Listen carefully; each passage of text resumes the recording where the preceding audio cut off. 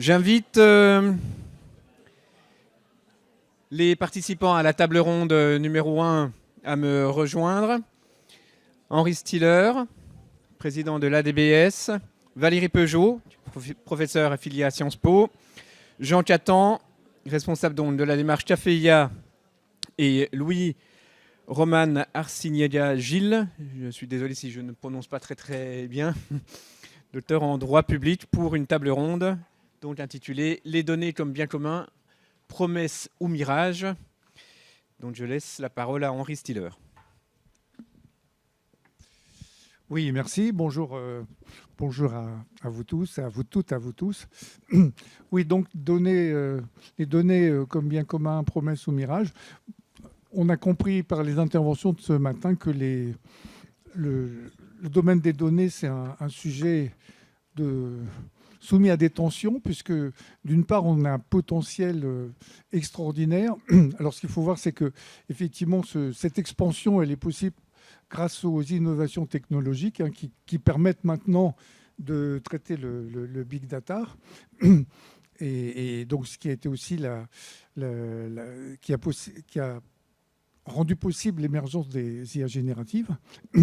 Mais le potentiel, on l'a vu avec la conférence de Stéphane Chaudiron, est gigantesque au niveau de la démocratie, au niveau de l'innovation, que ce soit technologique, juridique, sociétale.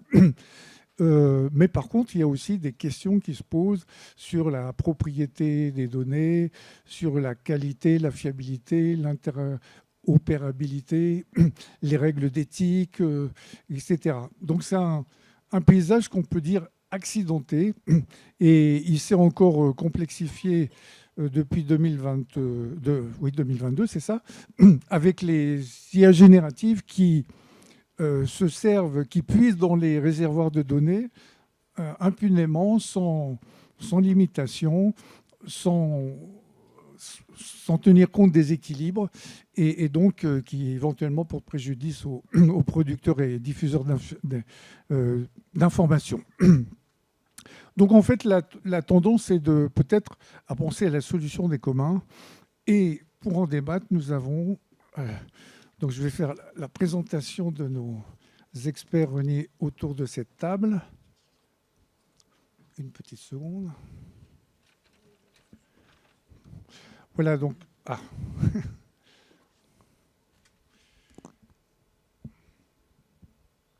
Oui, donc à ma gauche, nous avons Valérie Peugeot. Valérie a travaillé comme chercheuse en sciences sociales du numérique chez l'opérateur Orange. Elle est professeure affiliée à Sciences Po. Elle y intervient comme conseillère scientifique de la spécialité numérique de l'école d'affaires publiques, spécialité où elle dispense également un cours dédié aux politiques numériques des territoires. Au sein de l'Executive Education, elle est la responsable pédagogique du certificat Stratégie et Management de la transformation numérique. Parmi ces thématiques de recherche, elle s'est penchée sur l'open data déjà depuis 2009. Elle a œuvré à promouvoir la question des communs de la connaissance dans l'espace public francophone. Actuellement, elle continue d'accompagner la mise en débat et la diffusion des communs à travers de prises de parole et publications. Elle est également co-autrice d'un ouvrage avec Serge Abiteboul, Terra Data, qu'allons-nous faire des données numériques, édition du 1er 2017. À côté de Valérie, à sa gauche, Jean Catan est responsable de la démarche nationale CAFEIA. Il a notamment occupé les fonctions de secrétaire général du Conseil national du numérique, de conseiller du président de l'ARCEP et de chargé d'enseignement en droit et régulation du numérique dans de nombreux établissements du supérieur, dont Sciences Po Paris et l'université Panthéon-Assas. Il est docteur en droit public, co-auteur avec Serge Abiteboul, encore lui, de Nous sommes les réseaux sociaux, donc aux éditions Édith Jacob, paru en septembre 2022, ainsi que d'une soixantaine d'articles dédiés à la régulation du numérique. Et pour terminer la présentation de ce panel, Alors, Luis Roman Arciniega Gil, j'ai réussi à le dire. Alors, Luis est docteur en droit public et chercheur associé au Centre de recherche administrative, politique et sociale, le CERAPS, donc une unité du CNRS. Il est également membre de la Maison universitaire franco-mexicaine et enseignant vacataire à l'Université de Lille et à Sciences Po Lille. Ses travaux portent sur le droit et la politique de l'innovation, la gouvernance des données et la gestion de projets interdisciplinaires. Il s'investit également dans la sensibilisation à l'entrepreneuriat scientifique et dans la coopération internationale pour la recherche et l'innovation responsable. Voilà, donc en premier lieu, peut-être Valérie, vous allez nous dresser le cadre un peu de ce débat et puis préciser des notions conceptuelles et peut-être ensuite lancer des pistes pour montrer que cette situation dans laquelle les IA génératives puisent impunément dans les fonds de données n'est pas une fatalité. Merci beaucoup et merci pour l'invitation. Effectivement, je vais peut-être, avant de tenter de répondre à la question qui nous est posée aujourd'hui, les données comme bien commun, promesse ou mirage, qui est le titre de notre table ronde, je vais juste préciser, une proposition, parce que ça peut se discuter, la différence entre open data et données en commun, parce qu'on a tendance à utiliser les deux termes de façon comme des synonymes. Open data, pour faire simple, pour l'essentiel, même si il y a quelques exceptions, ce sont des données qui ont été collectées, gérées par des acteurs publics, que ce soit des États, des EPIC, des collectivités territoriales ou autres, et qui vont être mises à disposition sous un format ouvert, librement réutilisable, de façon gratuite, alors que les données en commun, moi, je les conçois comme des données qui ont été coproduites par une communauté plus ou moins grande. Et c'est cette communauté qui va décider des règles d'accès, d'usage, de réutilisation de ces données. Alors, ceci étant posé, moi j'ai essayé de prendre au sérieux la question qui nous est posée dans la table ronde, et j'observe qu'il y a une petite musique qui monte depuis plusieurs années, mais qui s'est accélérée ces derniers temps, et qui consiste à dire finalement, les acteurs de l'open data et des données en commun, l'un et l'autre, ils sont un peu, passez-moi l'expression, le dindon de la farce, au sens où ces données sont récupérées par les big tech, et ça ne date pas de l'IA générative, ça a commencé bien avant, mais il y a une accélération avec l'IA générative. Et donc, voilà, finalement, à leur corps défendant, ils se sont fait les complices des big tech, et finalement, ils nourrissent ce qu'ils combattent, d'une certaine façon. Alors, pourquoi est-ce qu'on peut prendre au sérieux cette affirmation ?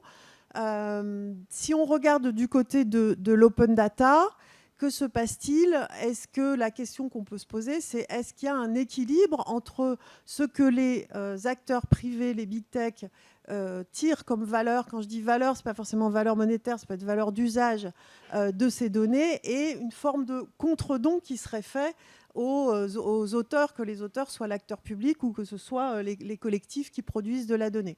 Côté open data, c'est vrai que si on fait le parallèle avec ce qui se passe dans d'autres domaines, par exemple des infrastructures routières ou des universités qui sont financées par l'argent public, il y a une forme de retour des acteurs privés qui utilisent ces routes ou qui recrutent les personnes formées dans les universités. Le retour se fait via l'impôt. Après, on peut considérer que ce n'est pas assez, c'est trop, mais enfin, il y a un retour qui est censé se faire via l'impôt, qui est censé se faire aussi par la création d'emplois, par le fait de créer un écosystème économique dynamique. Si on regarde du côté de l'open data, ce retour, il est beaucoup plus... on peut en douter. On peut en douter. Côté impôt, vous savez très bien que les big tech sont les rois de ce qu'on appelle de façon pudique l'optimisation fiscale, et qu'en fait, ils payent très très peu d'impôts. Ils créent, mis à part peut-être Amazon avec ses entrepôts, mais ils créent très peu d'emplois comparativement à une économie industrielle ou de services. Et côté écosystème, ils sont tellement concentrés qu'ils ont plutôt tendance à tuer une forme d'innovation autour d'eux que de favoriser l'innovation.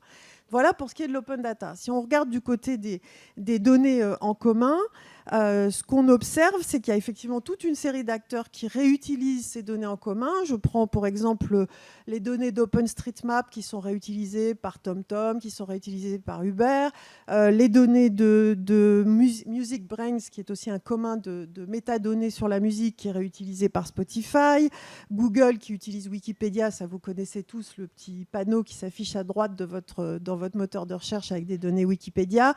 Yuka qui s'est créé en utilisant les données d'Open Food Fact, un autre commun numérique de données, etc. Et si on prend le cas de l'IA, on voit que Microsoft moissonne activement en allant se servir dans Wikipédia, dans Common Scroll, et il va aussi récupérer les données d'une plateforme de partage de code qui est GitHub. Bref, on pourrait multiplier les exemples. Alors, est-ce qu'il y a un contre-don là? Est-ce qu'il y a un retour sur valeur? Dans certains cas, oui, mais c'est assez discutable. Par exemple, Google finance Wikipédia avec un accord qui est ce qu'il vaut. Hein. On pourrait aussi peut-être en critiquer le montant, mais pour moi, la question n'est pas tant le montant de l'accord que le fait que Wikipédia se retrouve dans une situation de dépendance par rapport à Google, ce qui explique le fait que Wikipédia ait dit à bas mot, hein, ça n'a pas fait beaucoup de bruit, le fait qu'il se réjouissait que la FTC n'ait pas obligé Google à Alphabet à être démantelé, parce que ça aurait mis à mal ce financement. Alors il y a quand même d'autres modes on va dire de contre-don ou de retour. Par exemple, Uber publie des données sur OpenStreetMap. Donc à son tour, il nourrit OpenStreetMap. C'est une manière de renvoyer l'ascenseur, si je puis dire. Mais très souvent, il n'y a pas de reversement. Par exemple, et j'ai vu plusieurs forums sur OpenStreetMap, par exemple, de développeurs qui s'indignent ou qui s'offusquent du fait que, par exemple, Facebook, Meta, utilise les données d'OpenStreetMap, demande à ses utilisateurs de renseigner les horaires d'ouverture des magasins, mais ne les reverse pas dans OpenStreetMap. Ou alors que selon la licence d'OpenStreetMap, on reviendra sur la question des licences tout à l'heure, ils sont censés le faire. Ou ils corrigent des erreurs de la donnée OpenStreetMap, ils rajoutent un accent qui n'a pas été mis en français, mais ils ne le reversent pas dans OpenStreetMap, etc. etc. Conséquence de tout ça, effectivement, quand on lit ça, on s'aperçoit que dans tous ces cas où il n'y a pas de retour, effectivement, les communs de données sont en quelque sorte phagocytés, aspirés par leurs réutilisateurs, ce qui peut être aussi dangereux pour les big tech elles-mêmes. Hein. C'est-à-dire que, alors là, c'est dans le domaine du logiciel, c'est pas dans le domaine de la donnée, mais le fait qu'il n'y ait pas de partage de la valeur en retour, encore une fois, valeur au sens valeur d'usage et pas valeur monétaire, le fait qu'il n'y ait pas de partage de la valeur, ça peut fragiliser le commun de données. On a eu des cas dans le domaine logiciel.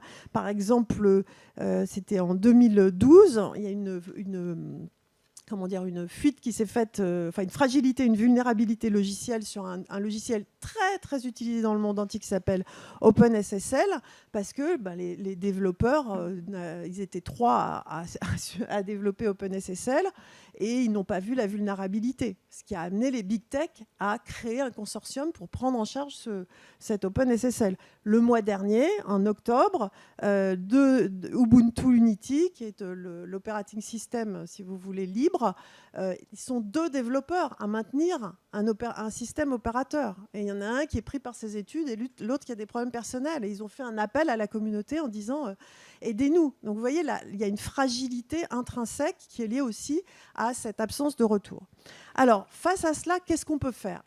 Des pistes que je vous livre un peu en vrac, sans hiérarchie, certaines qui me semblent plus judicieuses que d'autres, mais on pourra en discuter. Encore une fois, je ne vous dis pas nécessairement quelles sont les plus intéressantes à mes yeux. D'abord, la première chose, c'est de mieux utiliser les licences. Aujourd'hui, la manière dont on ouvre les données, on peut le faire avec différentes licences. Il y a des licences, je vais en citer 3 très rapidement. La licence Creative Commons 0, qui en gros revient à mettre la donnée dans le domaine public. Il n'y a aucune obligation pour le réutilisateur. La licence ouverte, qui est celle qui a été promue par Etalab en premier, c'était la première licence à la création d'Etalab, qui est une licence très libérale, très peu contraignante, puisque Le réutilisateur doit juste citer la source. Et enfin, une licence qui s'est répandue de plus en plus, et c'est heureux, qui est la licence ODBL, qui est une licence un peu plus contraignante. C'est celle qu'utilise entre autres OpenStreetMap, mais pas que. Il y a une licence similaire pour Wikipédia, qui non seulement oblige de citer la source, mais oblige aussi à, lorsqu'on apporte des modifications, lorsqu'on réutilise la donnée, à reverser justement sous les mêmes conditions, c'est-à-dire ouvertes, les modifications qu'on a apportées. C'est ce qu'on appelle des licences contaminantes, c'est-à-dire que l'ouverture est contaminante.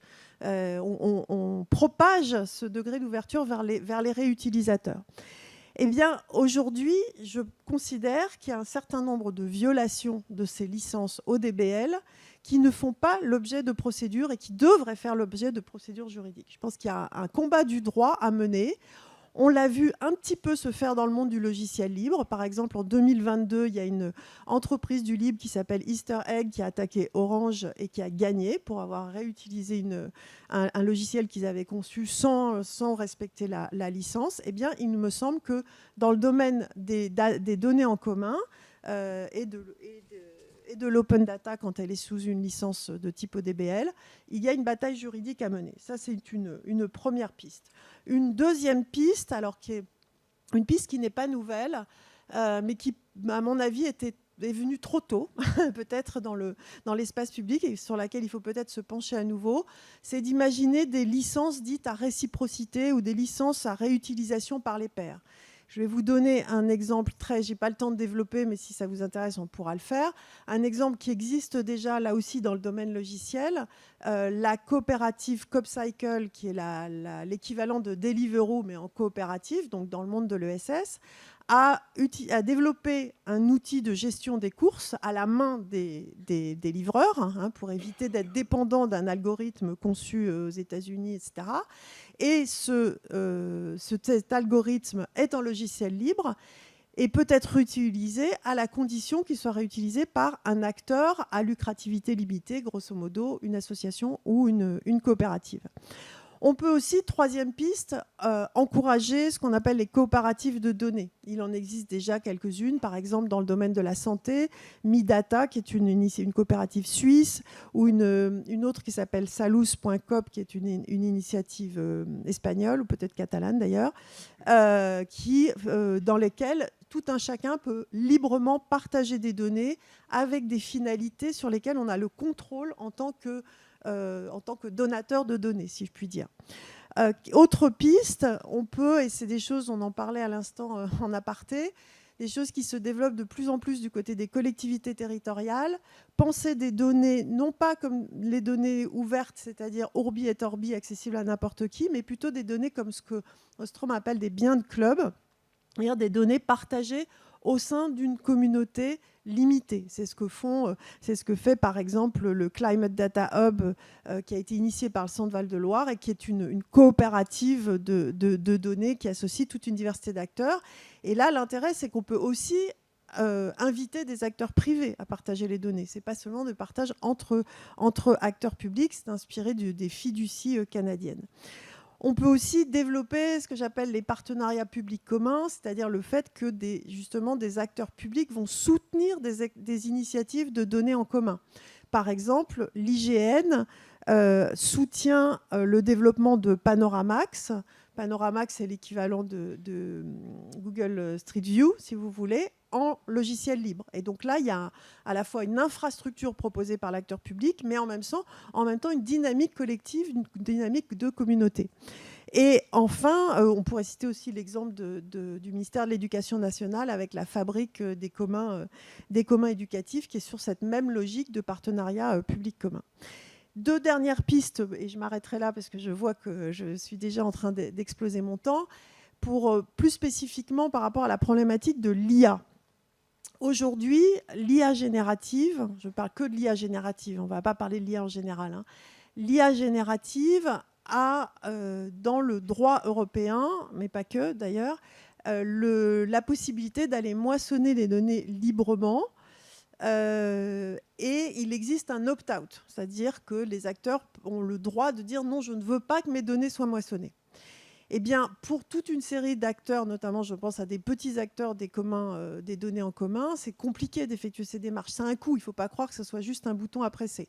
Donc on pourrait imaginer de lancer une action collective, chaque communauté de communs donnant mandat à un tiers de confiance qui aurait cette mission d'aller exercer l'opt-out pour sortir les données en commun de ce moissonnage par les IA génératives. Et puis, il y a une dernière initiative que je vais citer, qui existe déjà, mais sur laquelle je la trouve très ambiguë.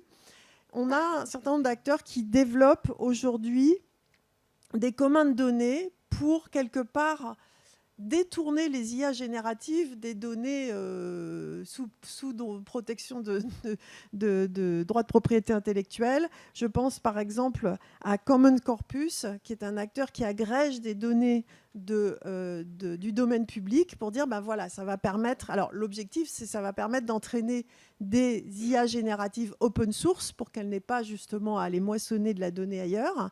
Il n'empêche que c'est mis à disposition de tout le monde. Donc ça sert aussi aux acteurs, aux OpenAI et autres big tech de l'IA. On pourrait citer aussi la Commons Voice, qui est une base de données développée par la Mozilla Foundation de données biométriques de voix, qui est là, cette fois-ci, sous CC0, hein, donc qui est complètement ouverte à qui le veut. Pour moi, c'est une approche assez ambiguë. Et pas plus tard que ce matin, je lisais dans la presse que dans le cadre de la préparation du sommet franco-allemand sur l'IA, les acteurs du libre, Mozilla, Hugging Face et d'autres, portaient un plaidoyer pour faciliter la réutilisation des données ouvertes pour l'IA ouvert. Moi, je trouve cette piste-là assez ambiguë parce qu'en réalité, une fois de plus, bien sûr, ça va aider l'IA ouvert, mais ça va aussi aider l'IA qui n'est pas ouverte. Voilà, je m'arrête là avec cette piste controversée. Oui, merci beaucoup Valérie.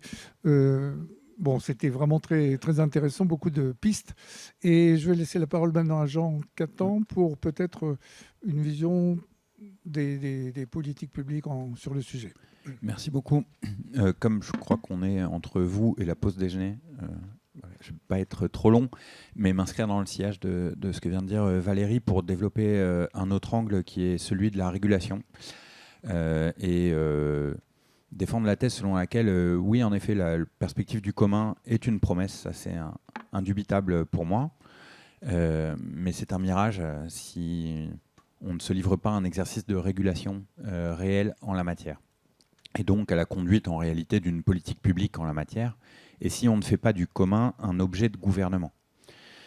Cet objet de gouvernement, il peut prendre la forme suivante, c'est de se dire que pour éviter cette situation que d'ailleurs Lionel Morel, qui est bibliothécaire, il me semble, sur son blog Silex, avait développé en 2018, donc pour éviter cette situation des communs du capital, et qu'a très bien décrit Valérie, c'est-à-dire des entités capitalistiques enfermantes qui se nourrissent du commun pour nourrir leur écosystème et finalement enfermer les utilisateurs dedans.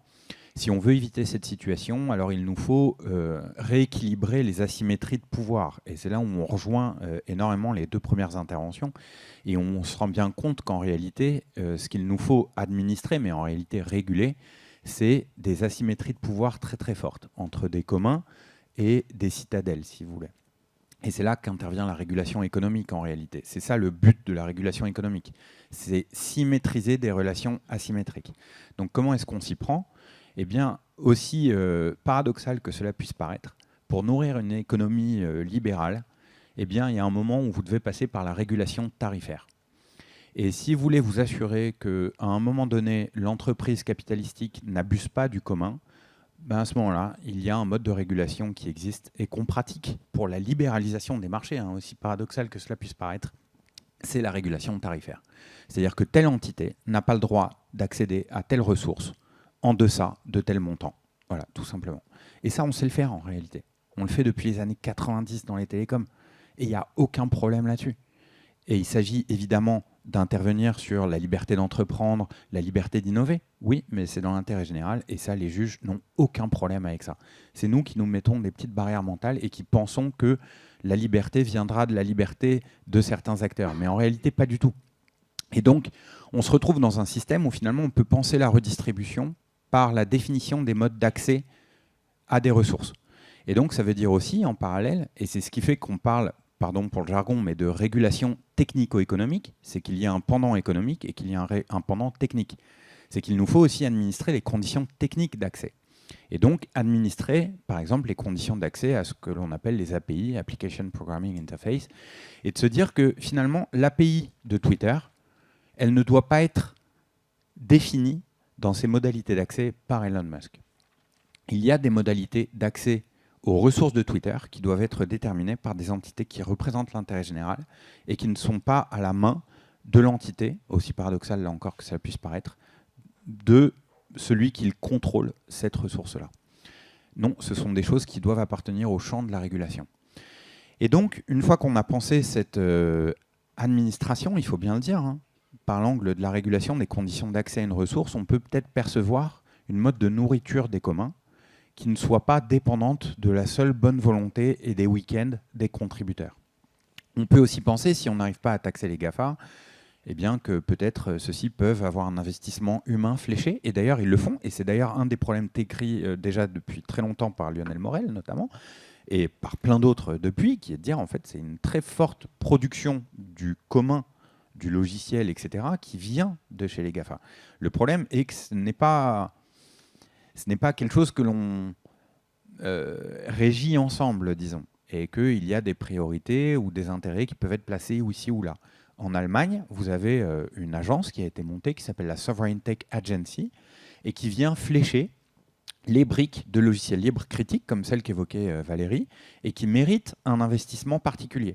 Aujourd'hui, on va penser en Allemagne en termes d'investissement public, mais pourquoi pas peut-être penser en mode de redistribution ici aussi.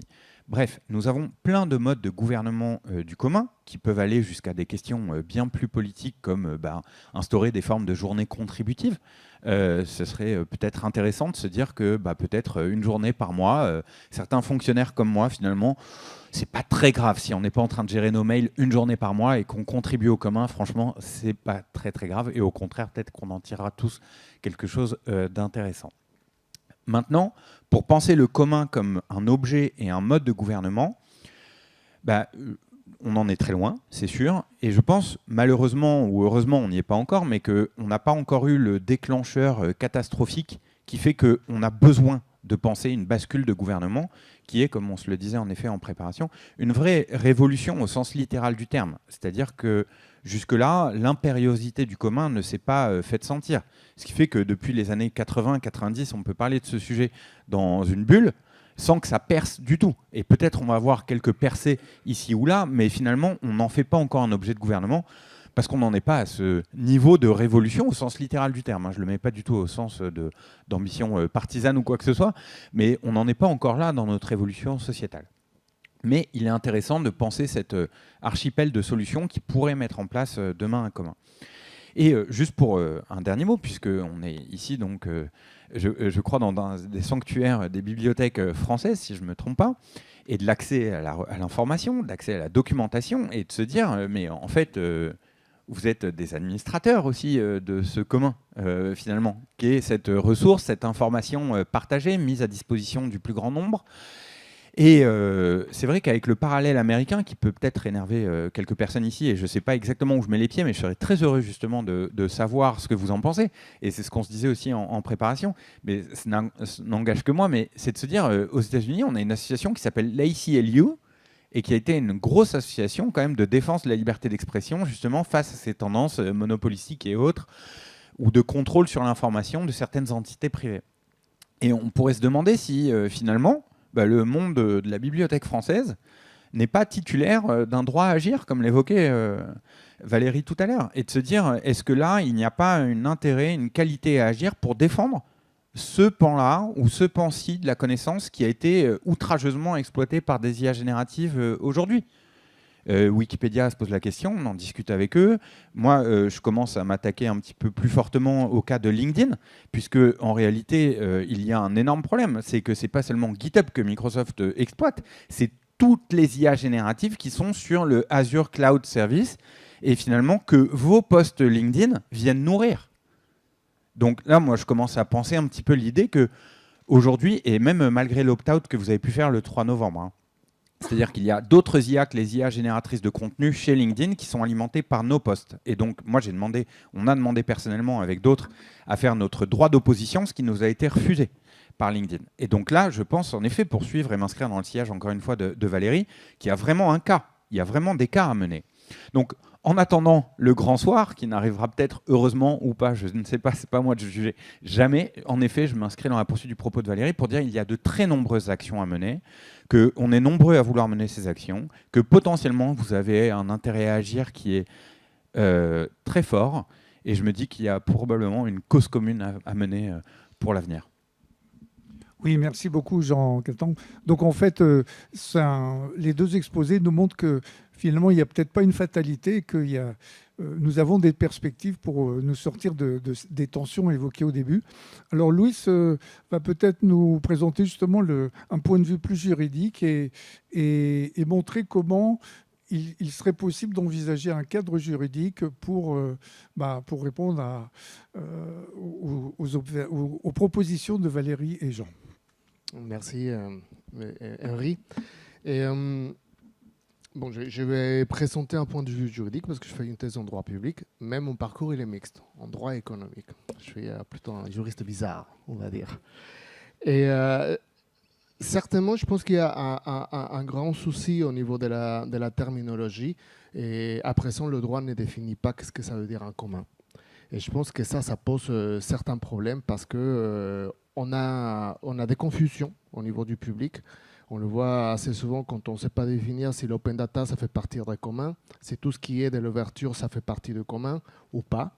Je pense qu'en effet, comme le disait Valérie, la coproduction et les règles d'usage partagées, ce sont des éléments clés pour définir le commun. Et je reviendrai après, mais au niveau de la doctrine italienne, il y a déjà eu une tentative de régler, de définir qu'est-ce que c'était les biens communs avec Stefano Rodota. Et en France aussi, on l'a fait avec la loi pour une république numérique. On a tenté de le faire, définir le domaine commun informationnel. Ça n'a pas abouti, mais bon, ce sont des pas qu'il faut pas oublier parce que ça marque le chemin à suivre et vers où on a envie d'y aller. Après, il y a également le sujet de l'extractivisme des données dont on parle depuis tout à l'heure. Et comment est-ce qu'on fait face à cet équilibre d'égalité et d'équité d'accès à des données? C'est clair qu'au niveau européen, au niveau mondial, local, partout, ça sera la même chose d'avoir une collectivité locale qui est en train de développer un projet de data commons comparé contre le monstre des GAFAM qui ont toutes les ressources humaines, financières et technologiques pour extraire, analyser, nettoyer, faire le croisement des données, parce que rappelons-nous que la valeur de la donnée ne ressort que si on a la capacité technologique pour analyser une grande quantité de données. Et l'écosystème de l'innovation, bon, du coup, ça se trouve vraiment dans une perspective des marchés de l'information où les grands poissons mangent le petit, les grands GAFA mangent les petits acteurs. Et je pense que pour faire face à ces problèmes, il y a effectivement un premier pas qui est le contre-don dont on parlait, le retour, la réciprocité, pousser et d'une certaine manière les grandes industries du numérique, les grands acteurs à rétribuer à cet écosystème qui est en train de se développer, qui a déjà été financé par l'argent public et qui mérite aussi d'avoir une contrepartie en retour, vu qu'on ne peut pas nécessairement taxer plus des entreprises numériques parce qu'on a toujours peur de la fuite des capitaux, etc. Bon, alors, ce n'est pas un contre-don financier, mais un contre-don matériel. Est-ce que ça pourrait aider à continuer à enrichir ces communautés des communs? Et l'État, le rôle de l'État, il s'agit aussi de questionner quel est le rôle de l'État parmi l'écosystème des communs. Est-ce qu'il est un représentant de la communauté ou est-ce qu'il fait partie aussi de cette communauté? Quel est le rôle? On est en train de dépasser ces notions classiques de l'État, représentation de la société, c'est un État régulateur, etc., pour le considérer de manière beaucoup plus horizontale et beaucoup plus égalitaire et se dire est-ce que l'État ne fait pas partie d'un autre sujet et d'une autre personne juridique qui auraient un rôle à jouer parmi la communauté des communs. Et cela, ça nous permettrait notamment de faire ressortir la valeur d'usage et pas nécessairement la monétaire. La fragilité des communs. Bon, on a des pistes utilisées. Valérie a également mentionné les licences Creative Commons, les licences ouvertes, les licences de partage à l'identique. Et qu'est-ce qu'on fait face à des violences, quand il y a un acteur vulnérable littéralement ou ne respecte pas une licence? Est-ce que l'État il a la capacité et le pouvoir pour intervenir? Est-ce que la CNIL a à un moment la capacité de faire cet exercice de pouvoir de police et de vigilance pour vraiment s'attaquer à tout, ou est-ce que la société civile a également un rôle à jouer? Et je pense qu'on est dans le bon sens, même si ce n'est pas suffisant. On a déjà des associations, des coopératives des données qui peuvent, en représentation des justiciables, des usagers, exercer une action de justice qui s'appelle l'action de groupe. Mais est-ce qu'elle est suffisante? Ça, c'est la question. Pourquoi? Parce qu'à un moment, quand on protège, quand on prend une décision de justice, on va juste protéger les personnes physiques qui ont exercé cette action de manière collective. La protection du groupe, du coup, est-ce qu'elle pourrait prendre une dimension de protection diffuse? Là, on rejoint à nouveau les travaux de Stefano Rodota et des Interessi Diffusi en Italie. Est-ce qu'on a besoin nécessairement de constituer une association ou une coopérative pour pouvoir défendre des intérêts d'une communauté en justice? Ce sont des questions qui se posent. En tout cas, moi je tire des exemples des affaires de Maximilian Schrems et 1 et 2 en 2015 et en 2020 et les résolutions de justice de la Cour européenne. Est-ce que les juges de la Cour européenne, ils voulaient protéger juste Maximilian Schrems ou ils voulaient protéger toute la communauté européenne? Pourquoi? Parce qu'on est devant un cas où il y a une personne qui exerce un pouvoir en justice qui dit que en fait, le cadre juridique vulnère ou peut vulnérer ses droits. Bah, la logique nous dit que la Cour aurait dû juste protéger l'individu. Et non, pourtant, il casse complètement des accords qui ont été négociés entre l'Europe et les États-Unis.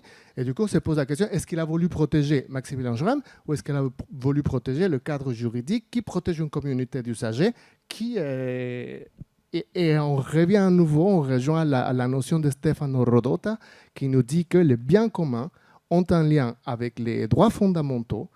Et c'est pour ça qu'on ne protège pas nécessairement les humains ou la personne, on protège une communauté d'individus qui font l'objet ou qui sont sujets directs de la protection d'un cadre juridique qui est, en l'occurrence, la Charte européenne des droits fondamentaux. Et les partenariats public-privé, public-commun, c'est quelque chose de très intéressant. On parlait de la fabrique des communs. Et le sommet franco-allemand, est-ce qu'il n'aurait pas une tendance également à ce qu'il disait Hugo Verdi par rapport à ce biais weird? Parce que c'est toujours, les initiatives sont toujours liées par ceux qui ont l'argent. Bah, c'est bien que la France et l'Allemagne puissent avoir l'argent pour financer ces initiatives, mais est-ce qu'il n'y a pas une tendance à tomber une forme de technocolonialisme derrière également? Je ne critique pas, juste souligne des critiques qui viennent d'autres coins. Ce sont des questions intéressantes à se poser. Et Jean Caton, il parlait d'un besoin de régulation économique.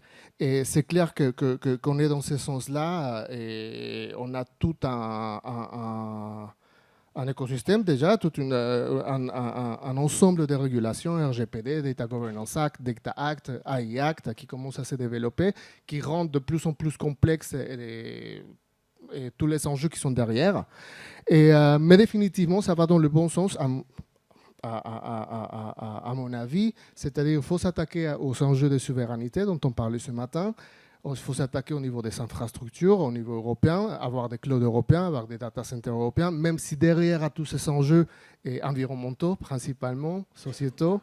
Mais bon, Est-ce qu'on est on se laisse faire, on continue, on parle toujours des GAFAM, mais il y a aussi la grande puissance ou l'entrée des géants asiatiques également, le BAXT, qui ont un pouvoir aussi grand comme les GAFA. Et il faut s'attaquer aux moyens techniques. Et je pense qu'il y a un enseignement très, très important à tirer là-dessus, et par rapport à la communauté, mais peut-être on est plus dans une question des communautés, des clubs, des communs des clubs. Et la guerre des brevets, qui s'est développée beaucoup pendant les années de la guerre, de Première et Seconde Guerre mondiale, a permis beaucoup le développement de brevets. Et on a créé des pools communs des brevets pour développer l'industrie, ne serait-ce que pour gagner la guerre, quoi. Mais ça nous a permis de pousser beaucoup ces technologies, les technologies au niveau de l'aéronautique, qui après, ils ont donné un bon leadership au niveau mondial à l'Europe et aux États-Unis. Et est-ce qu'on serait dans un rôle similaire en ce moment? Est-ce que les efforts de l'Europe pour récupérer du terrain vont dans ce sens-là? C'est-à-dire, quand on parle, par exemple, des espaces européens, espaces communs européens des données, on serait dans ce cadre-là, un cadre de régulation qui permet de rattraper ces retards technologiques. Est-ce que quand on parle de l'intermédiation des données, des prestataires de services d'intermédiation des données, on serait dans ce cadre-là? Est-ce que quand on parle des coopératives des données ou de la finalité altruisme des données, est-ce qu'on serait dans un cadre de régulation des communs? Parce qu'on démarchandise un peu, on essaie de rendre les données dans une question d'intérêt général. Et bien évidemment, tout à l'heure, on a des figures juridiques, Data Protection Officer, DPO, mais est-ce qu'on ne serait pas aussi en train d'évoluer quand on parle de Data Stewardship, qui ressemble ou qui regarde plutôt les données comme des ressources à manager, c'est-à-dire, tout à l'heure, on parlait d'administration des données et gouvernance des données. Après, on parle de protection des données. Est-ce qu'on ne serait pas en train de passer dans management des données, data ownership, state ownership? Voilà, ce sont des questions qui se posent. J'ai fini par dire que au niveau de bibliothèques, je pense qu'il y a également un grand rôle à jouer. Et notamment, je me pose la question depuis un moment, s'il n'y a pas une manière, on parle toujours de protection au niveau des juridictions, question de s'attaquer aux conflits et une fois qu'ils sont arrivés, mais ce qui ne serait pas possible de l'assurer avant. Tout à l'heure, on parlait de l'équité. Par exemple, être capable d'assurer un accès démocratique aux ressources par design. Bon, voilà, merci. Oui, merci. C'est un débat passionnant. C'est frustrant d'être limité par le temps à ce point-là. Avant de passer la parole à la salle, moi, j'aimerais demander à nos experts s'ils ont un message à faire passer à un autre public de professionnels de l'information, alors bibliothécaires, documentalistes, archivistes, puisque ils ont un rôle essentiel par rapport à cette problématique. Moi, c'était déjà un peu la conclusion de mon propos, donc je vais passer le micro.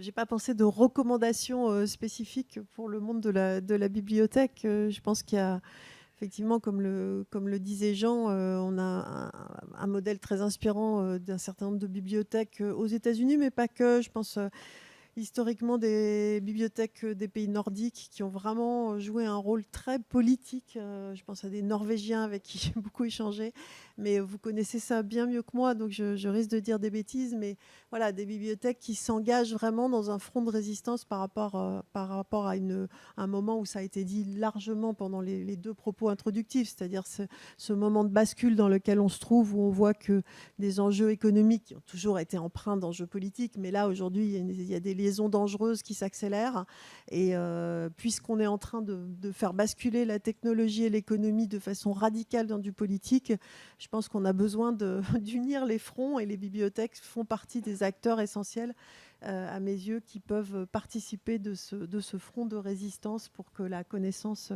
reste libre, ouverte et circulante. peut-être juste pour aller un petit peu plus loin que ce que je disais tout à l'heure encore, c'est-à-dire que même dans cet environnement-là, je me doute que les choses ne sont pas homogènes et que ce monde est pluriel. Et c'est vrai que j'ai en tête du coup les accords entre Google et la BNF, je crois, qui me reviennent à l'esprit pour la numérisation du patrimoine. Hein? Ouais. C'est tout l'inverse. C'est-à-dire? Alors, il n'y a jamais eu d'accord entre la BNF. D'accord. Il n'y a pas eu un moment. Il y a eu un ouvrage. Ouais.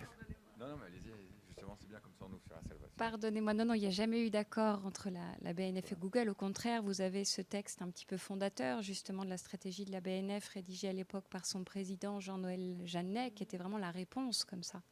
En revanche, nos collègues, effectivement, de Suisse ou de la Bibliothèque municipale de Lyon se sont engagés dans ce type de partenariat.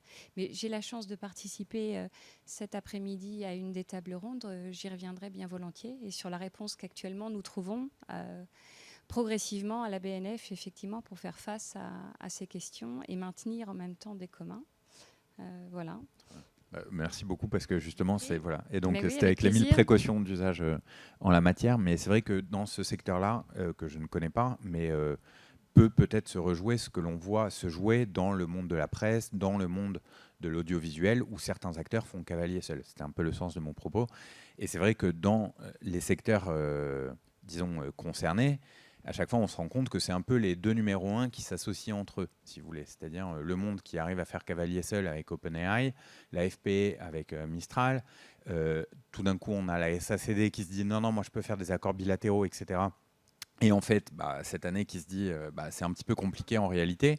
Et donc, est-ce que ces accords bilatéraux se font au détriment ou non de l'ensemble du secteur? Ça, c'est aussi une autre recommandation. Et c'était mon point auquel je voulais en venir, surtout en substance, et de se dire, est-ce qu'il n'y a pas une vigilance collective à avoir les uns vis-à-vis des autres? Voilà, c'était mon seul point. Et donc de se dire, est-ce que dans le secteur des bibliothèques, finalement, donc voilà, ça va être tel ou tel acteur, finalement, la question, elle se pose, mais c'est de savoir quelle est la force du collectif par rapport à un dans ce collectif-là. Et de se dire finalement, est-ce qu'on doit aller, et là je fais vraiment un scénario très extrême et qui est probablement à repousser, mais de se dire, est-ce que ces accords bilatéraux ne doivent pas être interdits d'une certaine manière, puisqu'ils font jurisprudence, là aussi, en termes de négociation. Et quand j'entends Louis Dreyfus à Marseille, devant la tribune, justement, dire... qui était évoqué ce matin, et dire, voilà, nous, en gros, c'est quelques dizaines de millions d'euros, en gros, notre accord avec OpenAI.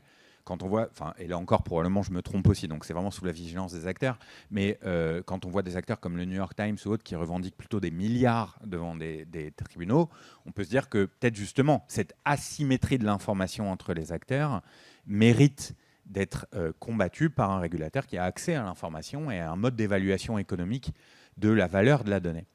Et de se dire qu'on doit en passer par là avant de prétendre pouvoir conclure des accords bilatéraux. Voilà. Merci. Peut-être encore une question. Oui. Bon, j'ai apprécié la différenciation qu'a fait Valérie dès l'entrée entre l'open data et les données en commun. Je pense qu'effectivement, on ne peut pas raisonner tout à fait. Et la question, quand on la pose des deux côtés, ce n'est pas tout à fait les mêmes réponses qu'on attendait. Parce que tout le temps passé depuis la création de ces communs et le début de l'open, on a bien vu que ce qui motivait les acteurs et qui installait une confiance, c'est de partager des données entre des membres qui ont une réciprocité. Et l'open innovation, c'est typiquement ce type de modèle, contrairement à la vision un peu hors sol du bien commun qui fait que tout le monde va partager. Et bon, ça, c'est une vision politique qui est un peu différente. Je pense que voilà, donc ça, je pense que c'est important de différencier. Je pense la notion de partager des données entre des acteurs qui partagent effectivement des intérêts et qui vont forcément contribuer parce qu'ils ont un objectif commun. Les données de la santé, il y a des partages de données pour aller plus vite entre acteurs privés et acteurs publics. Et c'est comme ça que la science avance. Ce n'est pas en cloisonnant le privé et le public, notamment. Donc, bon, ça, c'est déjà, je trouve, quelque chose d'intéressant. Alors, moi, deux questions que je me pose. Les données en commun, c'est surtout l'open data au niveau ouvert à tous. Et on a beaucoup discuté de la symétrie qui est en train de se créer, puisque c'est les plus gros qui en profitent en grande partie, pour notamment perfectionner les IAG. Mais je me disais, il y a aussi des startups. Enfin, moi, quand je vais sur Etalab, je vois des réutilisations intéressantes. Est-ce qu'aujourd'hui, on sait alors mesurer un petit peu plus précisément la réutilisation de l'open data dans le tissu innovant français, au dehors des big tech, dont on sait que c'est un vrai souci. Mais voilà, moi j'ai besoin de savoir à quoi ça a servi et qu'est-ce que ça a créé comme valeur. On a une vraie difficulté pour répondre à ta question, c'est que justement, la première licence qui a été mise en place, elle ne permet pas la traçabilité de ces usages. Donc en fait, on n'en sait rien. Les autres, la plupart, mais Samuel répondra de façon plus précise. Mais on a un vrai problème de traçabilité puisqu'il n'y a pas d'obligation de partager dans un repository quelconque, public ou autre, le fait qu'on peut le faire, hein, c'est sur data.gouv, mais il n'y a aucune obligation. Et si les données sont réenfermées dans une base de données privée, fermée, on ne le sait pas. Donc c'est une vraie problématique. C'est-à-dire que si Samuel veut compléter rapidement. Ok. Rapidement. Mais par rapport à ce que tu dis, Valérie, je trouve que c'est super important de faire la distinction entre les données ouvertes et les données en commun. Et moi, je pense qu'il faut s'accorder quand même sur un constat qui est que les données ouvertes qui sont sur des portails open data sont des données structurées et que les IA génératives se nourrissent principalement de données non structurées. Je vous donne 2 exemples très rapides.